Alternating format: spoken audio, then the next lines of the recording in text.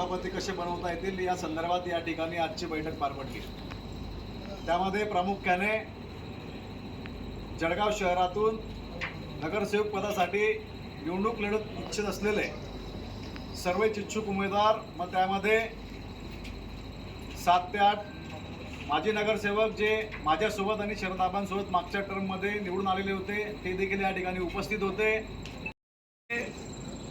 कालपर्यंत 130 लोकांचे अर्ज आलेले, अजूनही कित्येक लोक संपर्कात आहेत। निवडणुकीच्या शेवटच्या दिवसापर्यंत या जळगाव शहरामध्ये काय होईल हे त्या वेळेला आपल्या लक्षात येईल। आणि नक्कीच सांगतो की या शिवसेनेचा धसका या लोकांनी घेतलेला आहे, कारण यांच्याकडे नरेंद्र मोदी आहेत, अमित शहा आहेत, पालकमंत्री आहेत, संकटमोचक आहेत, पण त्यांची सर्वांची ताकद कमी पडते म्हणून त्यांना इतर पक्षातले जिंकणारे उमेदवार घ्यावे लागतात, कारण यांचे चेहरे फेल आहेत म्हणून निवडून येणारे उमेदवार दुसऱ्या पक्षातनं घ्यावे लागतात। याच्यातच शिवसेनेचा विजय आहे। नितीन लड्डा हे गेले 25 वर्ष नगरसेवक म्हणून इथून निवडून आलेले।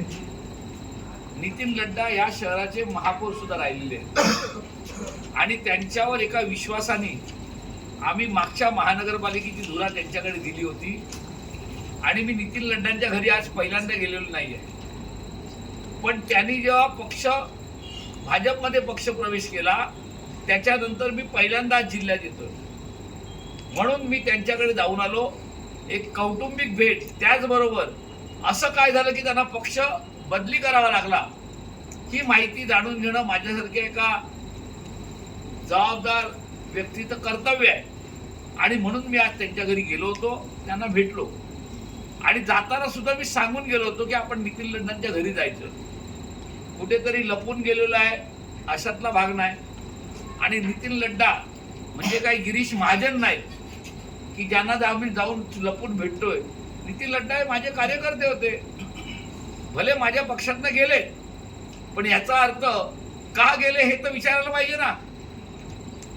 जर मला कळलं नाही माझ्या पक्षातले लोक चालले आहे तरी कशासाठी गेली, काय त्यांच्यावर अन्याय झाला, काय त्यांचं दुखणं आहे हे जर विचारलं नाही तर याचा अर्थ कोण गेलं आणि कोण राहिलं ते मला फरक पडत नाही, कोणाला जायचं असं करता येणार नाही ना, म्हणून त्यांच्याकडे गेलो।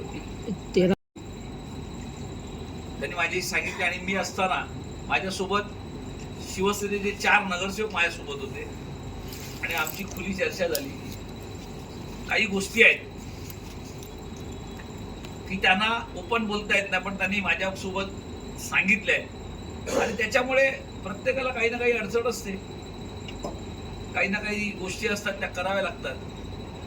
तुम्हाला जसं मी सांगितलं की ज्या भाजपकडे स्वतःकडे आत्मविश्वास नाही की आपण केलेल्या कामावर आपण जिंकू शकतो म्हणून त्यांना इतर पक्षातले जिंकणारे मेरिटचे उमेदवार चोरावे लागतात आणि त्याच्यानंतर सुद्धा त्यांना विजय मिळेल याची खात्री नसते म्हणून हे सगळे उपद्व्याप करावे लागतात।